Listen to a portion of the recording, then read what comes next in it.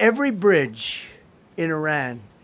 will be decimated. ԱՄՆ նախագահը սպառնացել է մեկ գիշերում ոչնչացնել Իրանը, եթե Թեհրանը չհամաձայնի մինչև այսօր երեկոյան ժամը 8-ը վերաբացել Հորմուզի նեղուցը, որտեղով անցնում է աշխարհում սպառվող նավթի մոտ 20%-ը։ Դոնալդ Թրամփն ասել է, որ այդ մեկ գիշերը կարող է լինել հենց այսօր, երբ ամերիկյան զինուժը մի քանի ժամում կարող է ամբողջությամբ ոչնչացնել Իրանի քաղաքացիական ենթակառուցվածքները։ We're giving them till tomorrow. Բայց մենք նրանց ժամանակ ենք տալիս մինչև վաղը, արևելյան ժամանակով ժամը 20-ը, եւ դրանից հետո նրանք չեն ունենա կամուրջներ, չեն ունենա էլեկտրակայաններ։ They're going to have no power plants. Թեև Թեհրանը երեկ մերժել էր ժամանակավոր հրադադարի մասին միջնորդների առաջարկը, Թրամփն ասել է, որ բանակցությունները շարունակվում են Իրանի մեջ վերում են ողջամիտ առաջնորդների հետ, թե ովքեր են նրանք պարզ չէ։ Ըստ ԱՄՆ նախագահի մինչև այսօր երեկո իր համար ընդունելի գործարք պետք է կնքվի, որը կներառի նավթի ազատ փոխադրում Հորմուզի նեղուցով, այլապես ԱՄՆ-ն ստիպված կլինի ել ավելի ուժեղ հարվածել Իրանին։ Չնայած Թրամփի բազմաթիվ սպառնալիքներին առայժմ ոչինչ չի վկայում, որ Թեհրանը մտադիր է զիջման գնալ։ Իրանցի բարձրաստիճան պաշտոնյան, ում անունը չի նշվում,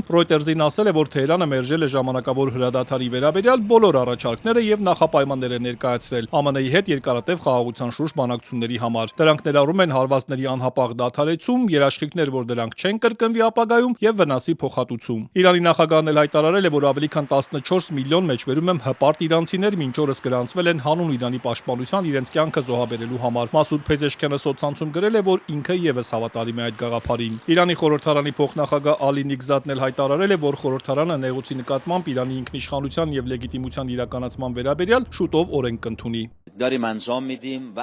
Այս հարցը շուտով կբարձրացվի խորհրդարանի բաց նիստում եւ այն կդառնա օրենք։ Օրենքն անպայման կկիրառվի Հորմուզի նեղուցում Իրանի Իսլամական Հանրապետության կողմից։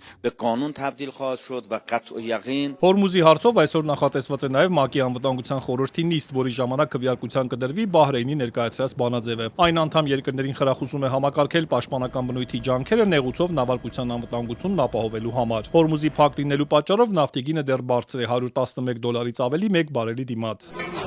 Ու մինչ հաշված ժամեր են մնում Թրամփի վերջնաժամկետին, պատերազմի 39-րդ օրը Իսրայելն ու ԱՄՆ-ն շարունակել են հարվածներն Իրանին։ Միայն Ալ-Բորզ նահանգում առնվազն 18 մարդ է սպանվել, վիրավորվել 2 տասնյակից ավելի։ Իսրայելը հայտարարել է, որ հարվածել են Խորամաբադի օդանավակայանին, իսկ Շիրազում նավթաքիմիական գործարանի, երրորդը պատերազմի սկզբից ի վեր։ Իսրայելի բանակը սպառնացել է հարվածել Իրանի երկաթուղուն, իսկ իրանցիներին զգուշացրել է իրենց իսկ անվտանգության համար այսօր մինչև երեկոյան ժամը 9 խուսափել երկաթուղուց օգտվելուց։ Իսրայելը պնդում է, որ երկաթուղին օգտագործվում է զենք զինամթերք տեղափոխելու համար, հետևաբար այն լեգիտիմ թիրախ է դառնում բանակի համար։ Ըստ ֆարս գործակալության այս սպառնալիքից հետո իրանական Մաշհադ քաղաքում երկաթուղին դադարեցրել է երթևեկությունը։